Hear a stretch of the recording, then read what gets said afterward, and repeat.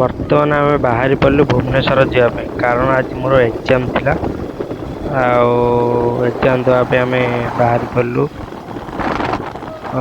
କାହ୍ନାର ମୋର। ଚାଲ ଯିବା ଚାଲ। ହ୍ୟାଲୋ ନମସ୍କାର, ମୁଁ ସ୍ୱାଗତ କରୁଛି ମୋ ମିନି ବ୍ଲଗ୍କୁ। ମାଲିକ ଜୟ ଜଗନ୍ନାଥ।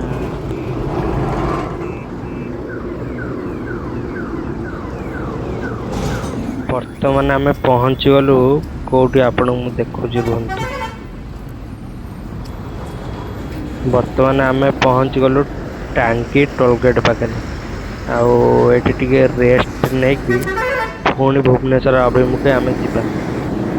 ଚାଲ। ବର୍ତ୍ତମାନ ଆମେ ପହଞ୍ଚିଗଲୁ ଗୋଟେ ଜଳଖିଆ ଦୋକାନ ପାଖରେ।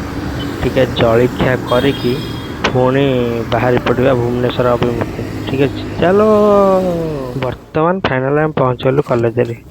ଆଉ ଗାଡ଼ି ଫାଡ଼ି ପାର୍କିଂ କରିକି ଆଉ ଚାଲନ୍ତୁ ଯିବା କଲେଜ ଭିତରକୁ। କଲେଜ ଭିତରକୁ ଯାଇ ଦେଖଉଛି। ଚାଲ।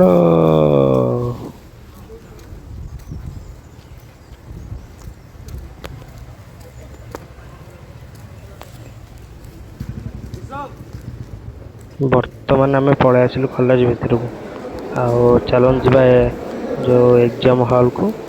ଏକ୍ଜାମ ଦେଇକି ଆସିଲା ପରେ ଦେଖିବି ଏଇଠୁ ଆଉ। ଚାଲ। ଫାଇନାଲି ପ୍ରଥମ ଦିନର ଏକ୍ଜାମ ଆଜି ସରିଗଲା। ଆଉ ଏକ୍ଜାମ ସରିବା ପରେ ଚାଲନ୍ତୁ ଦେଖୁଛୁ ଆମ କଲେଜର ଭିଉ। ଆଉ ଆପଣ ଦେଖିପାରୁଥିବେ ସବୁ ପିଲା ସବୁ କଲେଜରୁ ଏକ୍ଜାମ ଦେଇ ସବୁ ହଲରୁ ବାହାରି ସାରିଲେଣି। ଚାଲନ୍ତୁ ଦେଖୁଛୁ ଆମ କଲେଜ। ଚାଲ।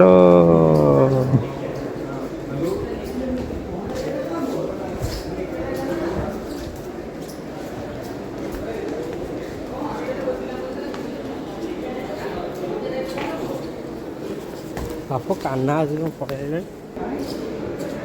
ତ ମାନେ କାହ୍ନା ଦେଖ ଠିଆ ହେଇଛି ପଇସା ଡିପୋଜିଟ୍ କରିବା ପାଇଁ, ବୁଝିପାରୁଥିବେ। ଆଉ କ'ଣ କହିବି।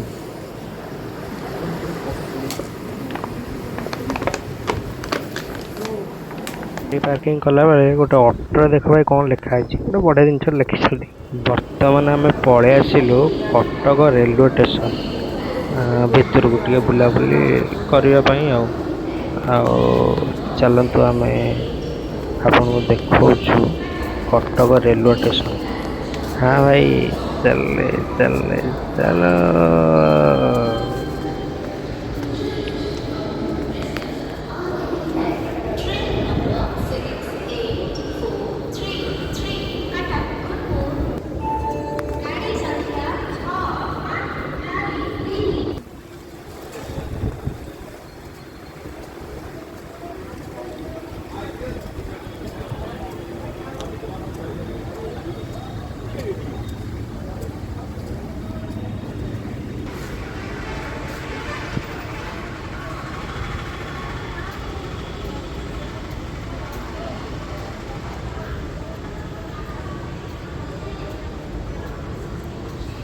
ବର୍ତ୍ତମାନ ଆମେ କଲେଜରେ ଏକ୍ଜାମ ସାରି ଖାଇ ପିଇକି ବର୍ତ୍ତମାନ ଆମେ ବାହାରି ପଡ଼ିଲୁ ଘରକୁ ଆସିବା ପାଇଁ।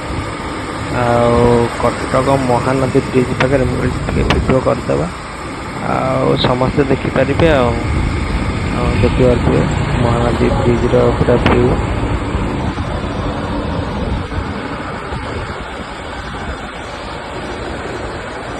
ବର୍ତ୍ତମାନ ଆମେ ପହଞ୍ଚିଗଲୁ ଛତିଆ ପାଖରେ। ଆଉ ଛତିଆ ପାଖରେ ଟିକେ କାକେରା ନ ଖାଇଗଲେ କ'ଣ ହେବ।